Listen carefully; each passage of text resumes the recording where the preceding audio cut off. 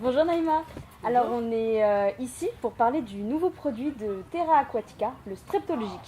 Alors du coup, le Streptologic, c'est quoi?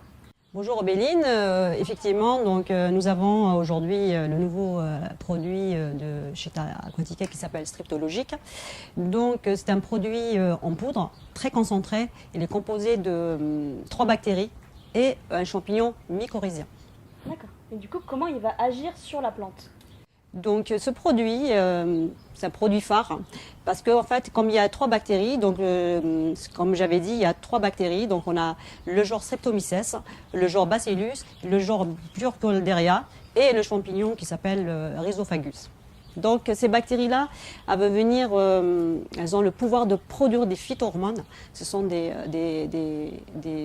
hormones qui vont intervenir dans la stimulation racinaire, dans la floraison, dans la photosynthèse. Elles jouent aussi le rôle dans l'amélioration d'activité microbienne du sol parce qu'elles ont le pouvoir de dégrader tous les supports organiques. Elles vont libérer le carbone qui est la nourriture pour ces champignons et bactéries qui sont du sol.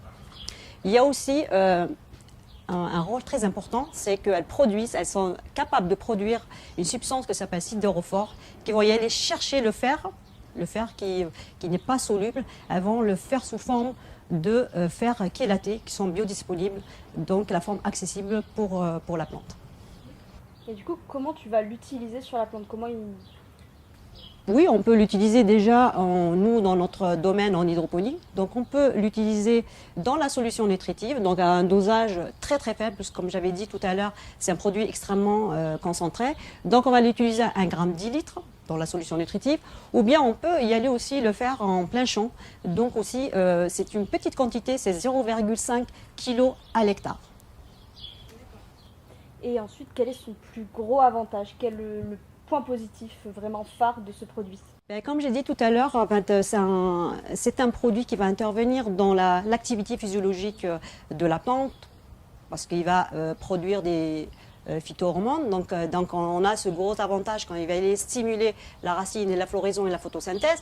Et le deuxième gros avantage, c'est que quand il fait trop chaud, surtout chez nous, la plante, elle est stressée.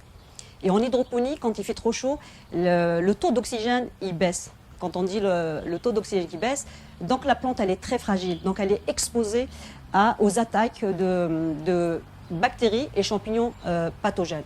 À ce moment-là, je vais dire aux gens, vaut mieux l'inoculer dès le départ, c'est-à-dire au début de la culture, c'est l'installation parce qu'elle va stimuler bien sûr l'enracinement.